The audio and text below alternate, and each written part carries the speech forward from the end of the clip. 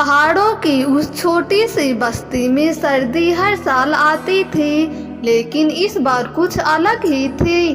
ठंड अपने चरम पर थी, बादल भारी थे और ऊपर से लगातार होने वाली बारिश ने मानो लोगों की रूह तक जमा दी थी।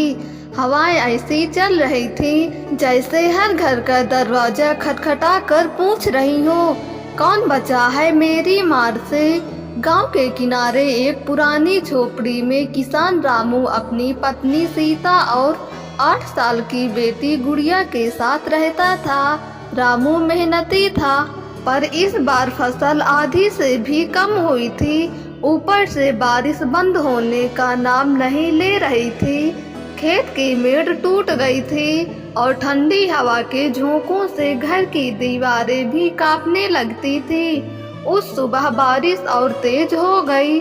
आसमान में बादल ऐसे गरज रहे थे जैसे पृथ्वी को चुनौती दे रहे हों। गुड़िया ठंड से सिकुड़कर माँ की गोद में सिमट गई। माँ, कब रुकेगी ये बारिश?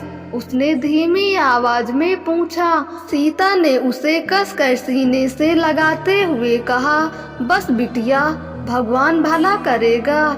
लेकिन उसकी अपनी आवाज में भी डर साफ झलक रहा था।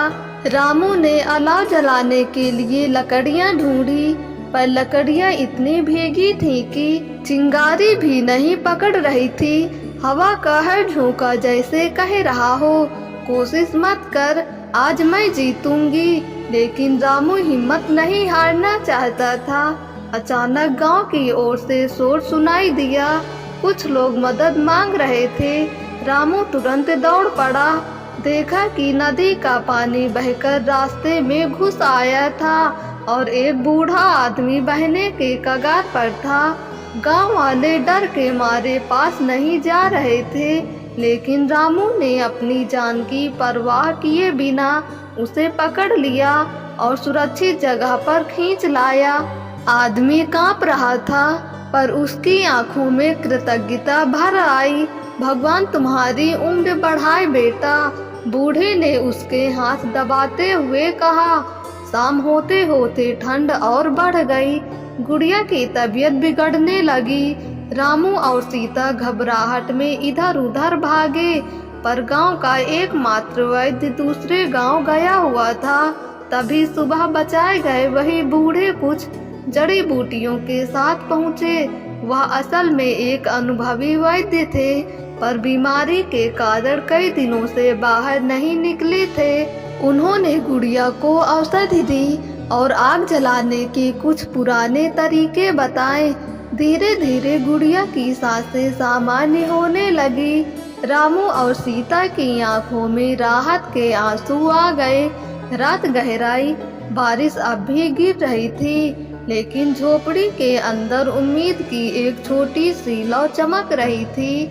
वह अलाव जिसे बूढ़े वैद्य के तरीके से जलाया गया था।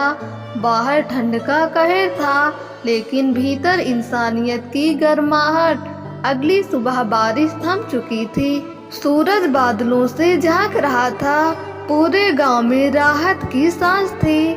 रामू ने आसमान की ओर देखकर कहा, कठिन समय भले ही कितना भी ठंडा हो, अगर लोग एक दूसरे का साथ दे तो हर कहर को मात दी जा सकती है।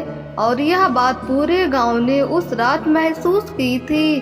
बारिश में ठंड का कहर भले कितना भी बड़ा हो, पर इंसानियत उससे कहीं ज्यादा गर्म और ताकतवर होती है। दोस्तों, अगर आपको ये कहानी पसंद आई हो तो हमारे YouTube चैनल को सब्सक्राइब करके बेल आइकन को क्लिक कर दें, ताकि वीडियो का नोटिफिकेशन सबसे पहले आप तक पहुँचे।